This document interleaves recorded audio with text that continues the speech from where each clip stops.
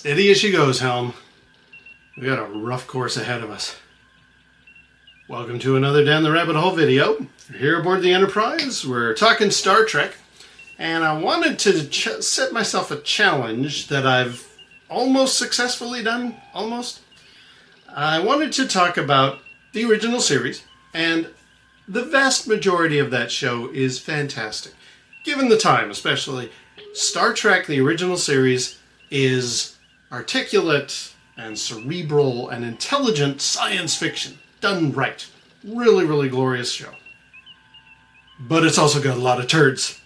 And there's no defending some of them, but I'm going to try. I thought to myself, you know what? There are silver linings to even the worst episodes, and I want to talk about them. So that's what I'm going to do in this episode. We're going to find the good in bad Trek. And I think, to begin with, we have to start at the top, with Spock's brain. This is a bad episode. This is famously the worst episode of Star Trek that exists. For those who've never seen it, a woman beams aboard the Enterprise, she grabs Spock's brain and steals it and runs away to another planet, leaving behind his body. And Dr. McCoy finds a way to use a controller to make Spock move around. They go back to the planet. Frankenstein antics ensue. It's hard to defend that one, but I'm going to try. There is one scene in Spock's brain that impresses the heck out of me, and I don't know how they did it. They have figured out this woman has taken Spock. Let's follow the energy trail to where she came from. And there's a shot of Kirk walking back and forth on the bridge, and Sulu and Chekhov are in the foreground. And it's like facing that way. You're looking at the viewer. They're in the foreground. Kirk is in the background, walking back and forth, and the camera's moving around with him. And there's a display, a tactical display of the nearby planets on the viewer. And it's not superimposed or anything. Shatner's walking right in front of this thing. And in the 60s, you couldn't do a blue screen effect at all, if ever, to cut around him and superimpose what you want in the background.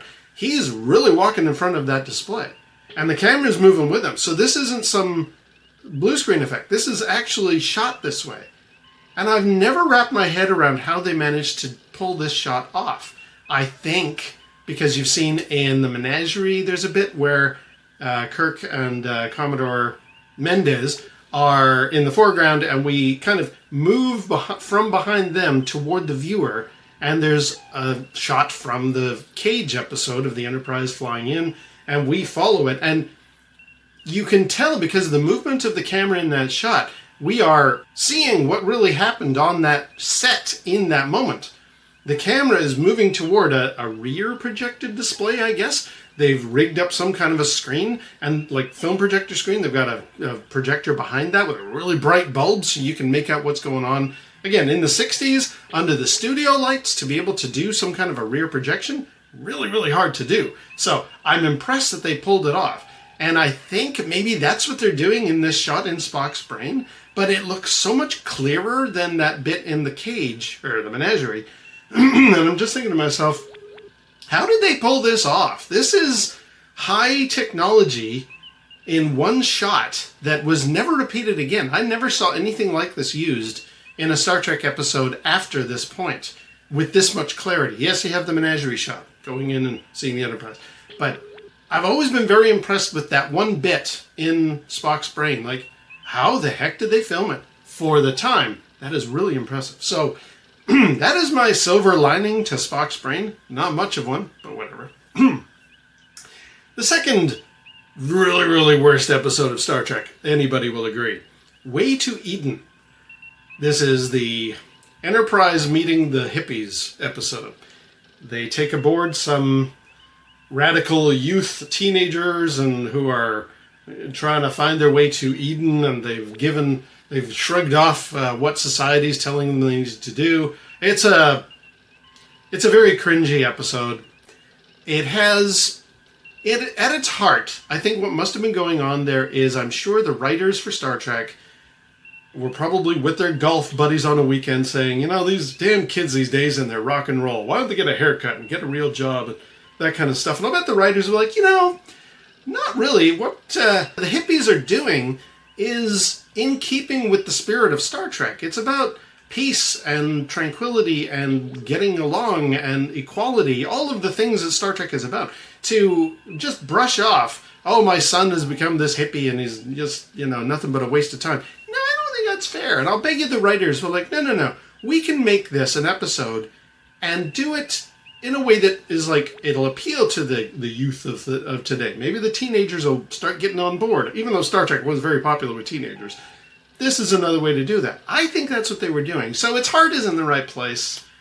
It's really cringy, though. Like, they're trying to be hip and smart and, with it, and showing to, Kirk and Spock, you're a bunch of Huberts, and it's rough. It's very, very rough. But I get where they're going. I do like the fact that in the episode, Spock understands them, and they understand him, and it's like, hey, we reach. Yeah, you're cool, man. That's a positive that the episode was doing, instead of just being, curmudgeonly executive types who are like, oh, these damn kids, why don't they go out there and why don't you want to become the man in the gray flannel suit? Instead of going in that direction, they thought, no, Star Trek is bigger than that. Star Trek is better than that. Let's connect with the youth of today and see what's going on. And I will say, Charles Napier, he's in it as Adam, sort of one of the main hippie group. And I don't know if Charles Napier ever had like a singing career, but my God, that man can sing. He has a beautiful voice in this episode. So I will give total props to Charles Napier for a good song. And yes, it's the same Charles Napier who was in Rambo: First Blood, and he was like, I'm gonna betray Rambo, spoiler, to enough that Rambo's like, Murdoch, I'm coming for you. Like, it's that is Charles Napier. So here he is in his youth, being actually a really good singer. So kudos to that. But oh man, it is a lot of cringe. If you haven't seen that episode and you're curious to check it out, be prepared for like career officers suddenly deciding, yeah, man, I'm going to join the hippies and I'm just going to be cool and we'll just hang out, peace and love. No, that's not the way it would happen. Oh, it is rough stuff. Now, for the rest of my list, I got to get out my pad. Next, Plato's Stepchildren. Oh, man. This is one where Kirk and Spock get captured by all-powerful aliens who are, for some reason, really, really into Greek culture. The Greeks worship them as gods. They then left the Earth. And it's a rough one. It's real hard to watch. It is famous for the Kirk and Uhura interracial kiss, which wasn't the first one ever seen on television. People say it was, but it's certainly the most famous early one. It's good on that regard. There's pushing some boundaries, stuff like that.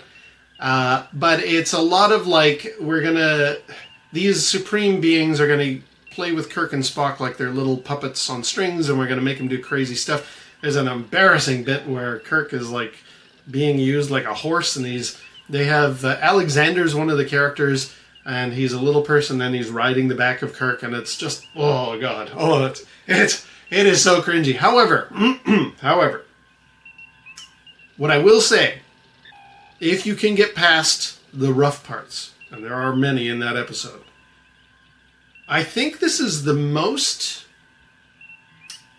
heroic, charming, and nice that we've ever seen Kirk in an episode. Kirk in this episode is so pleasant, and there's a bit where he's like, Alexander comes up to him, the little person comes up to him, and he's like, so what are people like in your world? And Kirk is just like, in my world, Alexander, people don't care what color you are, what shape you are, what size you are. Everybody is equal. And Shatner delivers it with such charm and such personality. And he's so heartwarming. This is, I would argue, the best depiction of Kirk that Shatner's ever done. And Shatner's done some great stuff with Kirk throughout the original series. But in this episode, he is so admirable. He's the kind of guy you want to hang out with and have a drink with. He's fantastic in this episode. thumbs up to Shatner for how he plays in this particular shot, or in this particular episode. Plato's Stepchildren. The message Kirk gives Alexander is really the whole summation of Gene Roddenberry's perspective, and it's delivered with so much charm, and it's done so well. I love it. Okay, now this one was tough. The alternative factor. Whew! Oh, this one is... So, the Enterprise encounters a rip in time and space, something galactic in scale, and when they get to the planet that it came from, there's a fellow there who has been wounded and says he's attacking this beast from the other side, and it's not a great episode. I think what its problem is, it was reaching farther than it could manage. The writers, I think, were like, okay, it's a first season episode. We've got this show. We want to go into interesting places. Let's get the Enterprise tackling big events and big structure, big plot lines. The very threat of the universe is happening in this episode. Wow. Okay, let's get Kirk, Spock, and McCoy in there and see what they can do to stop the universe from imploding. Pretty high stakes. Good on that. But I think they ran out of money or something, because there's a lot of let's just film in the desert, Vasquez Rocks, like we usually do. And there's a lot of these really slow, pedantic sequences where they've cranked up the negative film and it looks weirdly... I guess it's supposed to look psychedelic. It just looks like a cheap effect, and it is. And it's slow, and the music is trying to impose the peril that is not happening on screen, and it doesn't always work. After about 3 times of hearing this jarring music, you're kind of like, okay, they're walking around in a set with some dry ice, and it's backwards in the film negative. It's not terribly scary, and I don't know what you think is supposed to be happening here. So, our main guy, Lazarus, is over the top. I think in the 60s, you must have had a lot of cases where actors who are used to being on stage are projecting to the back row of the audience, and when that is recorded on film in a small studio, the director's gotta calm down, cool it. You're going for the back row, and you don't need to do that. There's a lot of sequences where Lazarus is just way over the top, and he's embarrassing. He's painful to watch. However, we're not here to rag on the episode. We're here to find the positives. I found a couple. There are multiple red shirts in this episode. Half a dozen or 10 show up in different sequences. Kirk takes them down to the planet. They're walking through the hallways. They're in the engineering section. There's a lot of scenes with red shirts, and none of them die. It's got to be a first. It is an incredible thing. None of the red shirts die in this episode. A couple of them get knocked out. I will totally confess. Lazarus sticks some kind of a gas in the nose of one, and you see him collapse behind a chair. Now, he does the same thing to one of the other characters who is seen later, so it's a knockout gas. It's not killing them. And there's a guy in the transporter room. Lazarus beats him up, but then Kirk and Spock go and chase after him. It's the same guy behind the control panel, so he woke up, obviously. So, 2 red shirts are hurt, but they don't die. So there's a positive. I'm reaching. Also, I will say, in this episode, it's the 1960s. You don't get a lot of parts for women of color. And we all know Nichelle Nichols did an amazing job as Lieutenant Uhura, and she does in this episode. She actually has quite a few lines in this episode. But in addition, we also have Lieutenant Masters, who is also a black lady in this episode, who is in essentially Scotty's role. She's looking after the dilithium crystals. I think it's the first time we ever see the dilithium crystals, by the way. She's there doing what I think is basically Scotty's role in the show, and she's walking around and she's being treated, like it's just not a big deal, which again for the 60s was very impressive. So you've got 2 very good representations of women of color in this episode. Uhura's got way more than she normally has to do in this episode. And Lieutenant Masters, a guest role, fantastic stuff. So, again, it's a hard episode to sit through. But the red shirts live, and we have 2 women of color with very important roles. Good on them. So, we next come to the Omega Glory. Whew, this one's tough. This one's real tough. They go to the planet, and short version, there are primitive dudes and there are medieval dudes who are clearly some kind of Genghis Khan type characters. And we find out later that the primitive people are the Yangs and the other folks are the Kongs, and it's later figured out that that's like the Yankees and the Confederates, and then there's also like a little mix of the Vietnam War thing going on. It's it's rough. It's hard to sit through. It's just plodding and pedantic and slow. It's not an episode that I really recommend to anybody. It was written by Gene Roddenberry. Like, it comes from the pen of the creator of Star Trek. But, whoa, man, is it ever tough and rough. Like, it is hard to sit through. Just not pleasant at all. What I will say, and I'm gonna curtail this particular positive. I was gonna do a whole episode about it, and I'm gonna wait before I do that episode. So, what I will say, there is a moment in Omega Glory. Again, we're going into weird Twilight Zone territory where they're dealing with, like, this is an alternative version of America. The primitive guy with the fur coat brings out the book where he accidentally and incorrectly starts reciting "We the People" from the Declaration of Independence. And Kirk corrects him. He's like, wait, no, that's a very important document. The Declaration of Independence. We the people. And Shatner delivers this great big speech about all that entails. And there's a shot later where Kirk looks at the Stars and Stripes with pride about the history of his nation. And it was funny seeing that as a kid, being in Canada, and I know that Shatner's a Canadian actor. It weirdly, it resonates on a strange level for anybody who's in Canada watching a Canadian actor playing an American character looking at a Stars and Stripes with pride. It's like, it's weird.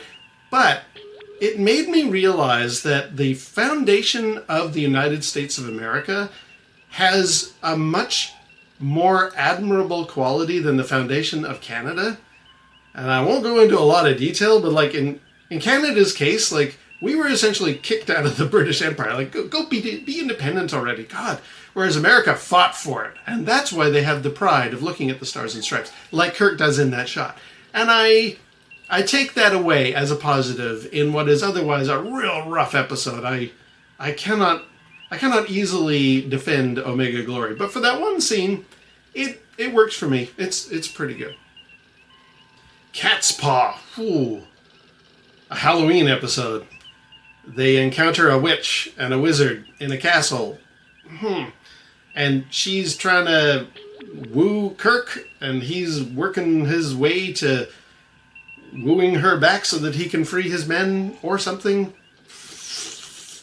It's got some really bad scenes. It's got some really bad use of, like, fisheye lens stuff. There's some shots of, like, the main wizard guy who it looks weird. It's not a good episode. However, at the very end of the episode, there is a bit where they are assembled on the planet. They have defeated the wizard and the witch, and at the very last sequence, they look down. Kirk, Spock, and McCoy and the landing party. They look down at what has been revealed to be the actual form of those two beings that they've been dealing with all this time.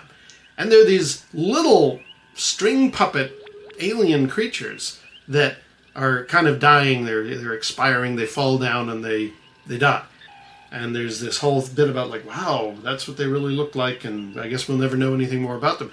And we never did. And I always thought, in a universe where they like to repeat old adversaries, old enemies, old aliens coming back to reappear in Voyager or Next Gen or anything like that, these little weird creatures at the end of Cat's Paw were never used. And I always thought that's a shame, because it was one of the few completely alien creatures that they encountered in Star Trek. Why did we never see anything more of these little string puppet creatures. I mean, obviously, they couldn't have done a heck of a lot with them for extended periods in the 60s, but why did we never encounter these weird alien creatures again, ever, in any Star Trek, where you could have done it with CGI? They never followed through with it. I always thought it was one of those, like, moments. What a weird, neat creature. Wouldn't it have been cool to see that reappear sometime? But it never did. I liked where that launched me in my imagination. What if they had done something with those aliens? But they never did, and it's a terrible episode otherwise. Now, there are a bunch of episodes that are not great, but they're also not stinkers. Like, I've looked at a few lists of, like, what are the worst episodes of Star Trek, and there were several that came up where I was just like, I mean, they're bad, but I don't know. They're really just sort of lame, and they don't do much. Wolf in the Fold was the next one I was looking at. Scotty gets accused of murder, and the eventual murderer is discovered, and he's kind of cringy, but it's fine. It's just kind of lame. It's not like a stinker. It's just not great. So I'm going to kind of pass on Wolf on the Fold because it's just there. It's only a 4 out of 10 as opposed to like a 1 or 2, like Spock's Brain. Mudd. Whew. We encounter Harcourt Fenton Mudd again, and he is surrounded by a whole installation full of these android women that he's created. And he's even created his wife to nag at him, and it's very funny. Again, it's the 60s. I'm not going to defend it, but, go into it knowing this is what the show is. This is the time period it was filmed in. And, of course, all the alien women, or all the android women are, like, beautiful cheerleader types. And whatever. It is what it is. There is a really bad bit where the crew of the Enterprise decide to confuse the androids by doing something silly, and there's this sort of interpretive theater performance that Shatner and the gang do, and it's very cringy, but it's fine. It's not awful. It's a middling episode, so I'm gonna move along from that one. Now, the next one on my list is one that I thought was terrible, but I have learned in the intervening years it resonates for other people on a different level, and they like it, so I'm not really going to rag on it too much. But it is the episode Charlie X. I always thought the whiny kid of Charlie in this episode is just painful to watch. Again, cringe is like the word of the day for a lot of these episodes. It's uncomfortable to sit through. It makes me ill just watching some of the things that happen in this episode, especially the face that our main character, or that the guest star of the week, is like pulling to do his powers. It's like, this is just bad. This is terrible. However, I have a friend who counts Charlie X as one of his favorite episodes, and I get his reasons why, and they're a bit personal, so I won't go into it, but I feel as though my approach to Charlie X is different from other people's approaches to Charlie X, and as a result, I'm not going to throw that in the bin with these awful episodes. So I'm going to move past Charlie X, even though for me personally, I can't stand it. There are those who appreciate it, and I'm happy for them. So that really actually finishes my list, with the one exception of the one that I can't find any. It's an awful episode, and I can't find anything redeeming about it, and I'd almost like to ask you, can you come up with one? That is The Children Shall Lead. It is this awful thing where the Enterprise crew goes down, they discover the family, the kids left behind from these colonists, and the parents are all dead, so they bring the kids back up to the ship, and we find out later there is this alien Gorgon sparkly creature that the kids can summon after doing a little ring around the rosy routine, and it's painful. Like, there are bits where one of the kids is here in the captain's chair, and Kirk is unable to stop them, and it's just Oh, it is a bad episode, and it is the one that I cannot find any redeeming qualities for. There is nothing good about The Children Shall Lead. I cannot think of a single thing. The whole premise is dumb. The way it's executed is dumb. The kids, I don't want to give fault to child actors, especially from the 60s, but the kids are really bad in it. The costumes are really bad. Even our villain, the sparkly alien Gorgon that has given these kids these powers and that they can summon, he was played by some judge as a guest star or something. What the heck? How did you get that? Because he's awful in the role. There is nothing good about this episode. So I'm going to throw that last one out there to anybody who's a big Star Trek fan. Can you come up with anything redeeming in The Children Shall Lead? I challenge you, because I sure as heck couldn't for this episode. But I'm going to leave it there. That is finding the good in bad Trek. Did my best with what I could, and I think I've managed with some episodes that are famous for being terrible to defend them to some degree. I think we did all right. But I just cannot find anything redeeming about The Children Shall Lead. It is a bad episode. But I'm going to leave it there. I guess we'll see you next time. Helm, execute. Take us to our next port of call. Let's hope our next trip is not as rough as this one. And until next time, we'll see you down the rabbit hole.